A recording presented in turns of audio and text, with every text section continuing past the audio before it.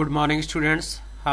आज हम profit and loss वाला एक प्रोग्राम करेंगे जिसमें सब देखते हैं। सबसे पहले हमने एक वेरिएबल लिया ए, जिसमें हमने किसी भी चीज़ की कॉस्ट है जो हमने एंटर करवा दी।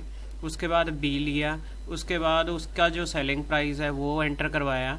अगर सेलिंग प्राइस ज़्यादा होता है कॉस्ट प्राइस से तो हमें प्रॉफिट होता है, तो यहाँ से निकल जाएगा बी क्या है हमारा सेलिंग प्राइस, बी में से ए निकाला तो जितना निकलेगा वो प्रॉफिट है। अब उसको परसेंटेज में कैसे करना है, आपको ये फॉर्मूला आता ही है।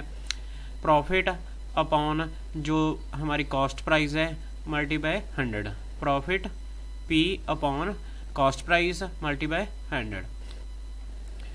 तो ये हमारा प्रॉफिट परसेंटेज निकला है। अब ये तीनों जो फंक्शन है इसको प्रिंट करवा रहे हैं। सबसे पहले एक इस कॉस्ट ऑफ मिल्क की जो कॉस्ट है वो यहाँ से प्रिंट हो रही है, अगर उसका जो सेलिंग प्राइस है वो यहाँ से प्रिंट हो रहा है एंड प्रॉफिट यहाँ से प्रिंट हो रहा है। अब इसको प्रैक्टिकली हम देखते हैं करके।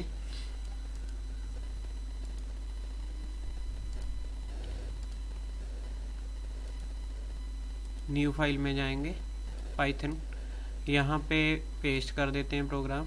अब इसको रन करके देखते हैं। अब ये देखो कि ये यहाँ पे हैश, ये मैंने आपको कल समझाया था कि यहाँ पे हैश लग गया, ये कमेंट हो गया। यहाँ पे कुछ भी आप लिख दोगे वो एग्जीक्यूट नहीं होगा, वो रन नहीं होगा।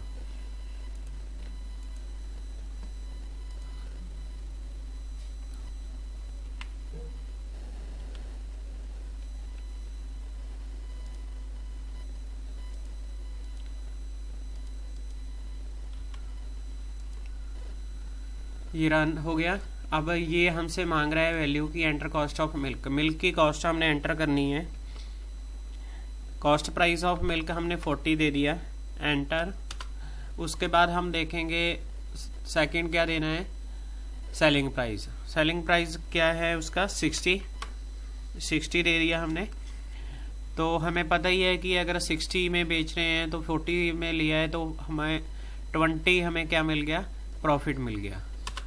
अब हमारे पास कितना आ गया, कॉस्ट ऑफ मिल्क कितनी आ गई जो इस लाइन ने प्रिंट करवाई है, और सेलिंग प्राइस इस लाइन ने प्रिंट करवाया है, एंड प्रॉफिट लास्ट वाला प्रॉफिट ये वाले वेरिएबल में चला गया। यहाँ पे आप सी भी लिख सकते हो या कुछ भी आप नेम लिख सकते हो। तो यहाँ पे आपका प्रॉफिट आ गया। अब इसको थोड़ा सा मॉडिफाई करके देखते हैं कि वेरिएबल हम चेंज करते हैं उससे कोई फ़र्क पड़ता है या नहीं पड़ता।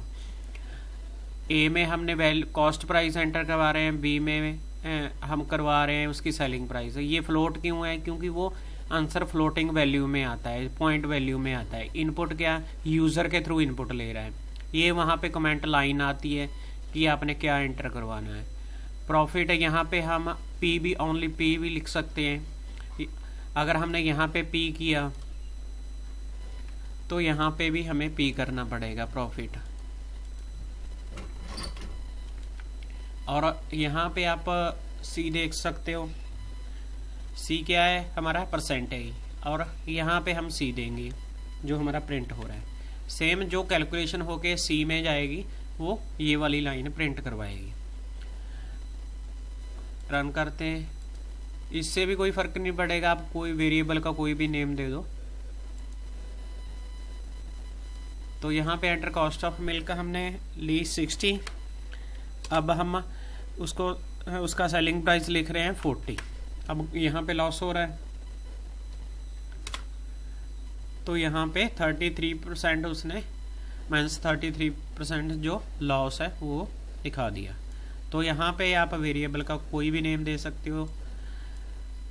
दोबारा आपको समझा दूँ, फर्स्ट लाइन क्या करवा रही है, ए में इनपुट करवा रही है, सेकंड लाइन बी में इनपुट करवा रही है, एंड थर्ड लाइन जो बी की इनपुट है उसमें से ए की इनपुट माइनस करके पी में डाल रही है, और पी की कैलकुलेशन यहाँ पे हो रही है P divide by A multiply 100।